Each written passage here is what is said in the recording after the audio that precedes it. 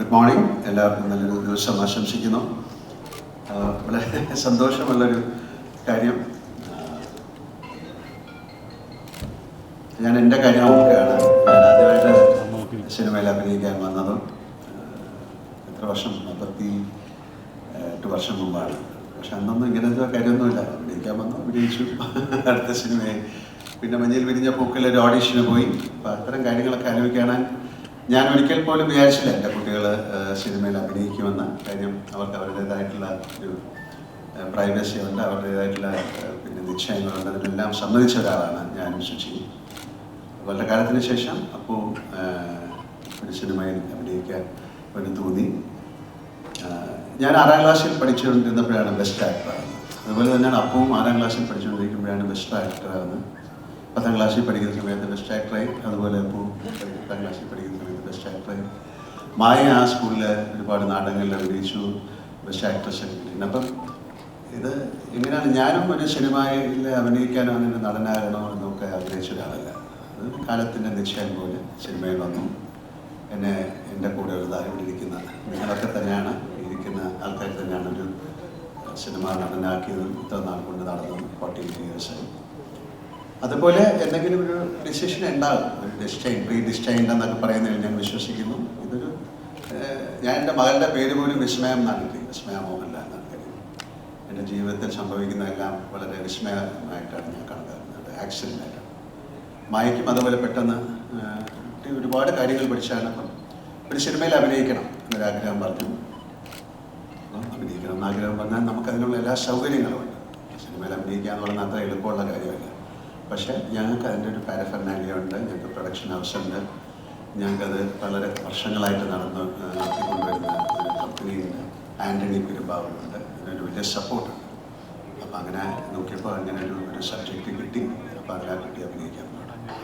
അതിൻ്റെ പേര് തന്നെ തുടക്കം എന്നാണ്. ഇത് സിനിമയിൽ അഭിനയിക്കുക എന്ന് പറയുന്നത് അത്ര ഈസി ആയിട്ടുള്ളൊരു കാര്യമല്ല, എല്ലാവർക്കും അറിയാം. അതിന് ഭാഗ്യം എന്ന് പറയുന്നത് അതിൻ്റെ ഒരു വാക്കിലുപരി നമുക്ക് കൂടെ സഞ്ചരിക്കുന്ന ഒരുപാട് നല്ല ആൾക്കാരുണ്ടാവും.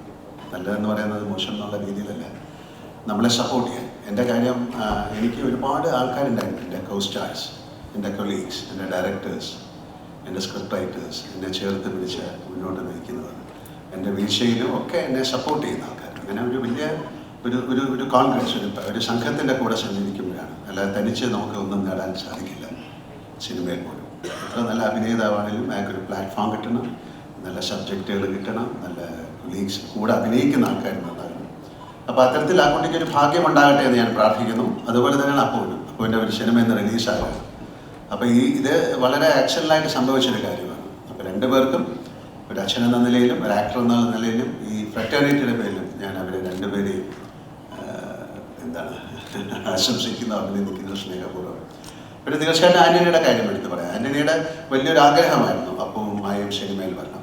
അപ്പം ഞാൻ പറഞ്ഞു അതൊക്കെ അവരുടെ ഇഷ്ടമാണ്. ഞാനൊരാളെ പിന്നെ സിനിമയിൽ കൊണ്ടുവന്ന് എനിക്ക് ചെയ്യാവുന്ന ഒരുപാട് ലിമിറ്റേഷൻസ് ഉണ്ട്. ദേ ഹാവ് ടു പ്രൂവ്, അല്ലേ? അവർ തന്നെ സ്വന്തമായിട്ട് അവരുടെ കഴിവ് തെളിയിച്ച് മുന്നോട്ട് പോകാനുള്ള ഒരു ഇന്ധനം, ഒരു കാറ്റലിസ്റ്റായിട്ട് എനിക്ക് പ്രവർത്തിക്കാം.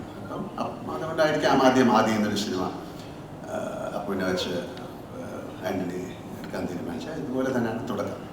എന്തായാലും വളരെ സന്തോഷം ഇവിടെ വന്നിട്ട് എല്ലാവർക്കും എൻ്റെ ഹൃദയത്തിൻ്റെ ഭാഷയിൽ ഞാൻ നന്ദി പറയുന്നു.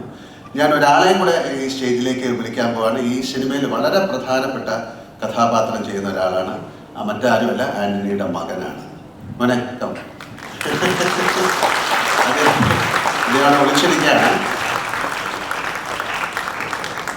അപ്പോൾ ഇതൊരു കുടുംബ ചിത്രമായിട്ട് മാറി എന്നുള്ളതല്ല ഞാൻ പറയുന്നത്. ഇതും ഒരു വളരെ ആകസ്മികമായിട്ട് സംഭവിച്ച കാര്യമാണ്. പിന്നെ ഇതിനൊരു കഥാപാത്രം ഇത് എഴുതി വന്നപ്പം അതിനൊരു കഥാപാത്രമായിട്ട് ചെയ്യാൻ അദ്ദേഹത്തിന് സാധിക്കുമോ എന്ന് ചോദിച്ചു. വേറെ ഒരു സിനിമയിൽ, കഴിഞ്ഞ സിനിമയിൽ ചെറിയൊരു റോള് അഭിനയിച്ചിട്ടുണ്ട്. മോനിപ്പം ദുബായിലാണ്, നമ്മുടെയാണ്.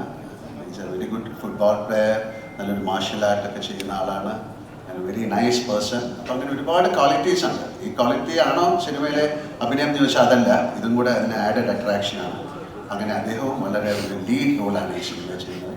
അപ്പോൾ ആൻ്റണി പറഞ്ഞ സാറേ ഇത് അറിയിക്കണം. നമ്മൾ തീർച്ചയായിട്ടും അറിയിക്കണം, കുറച്ച് കഴിയുമ്പോൾ അറിയുന്നതല്ലേ. പിന്നെ ആൻ്റണിക്കും അതിൻ്റെ ഒരു അഭിമാനം ഉണ്ട്.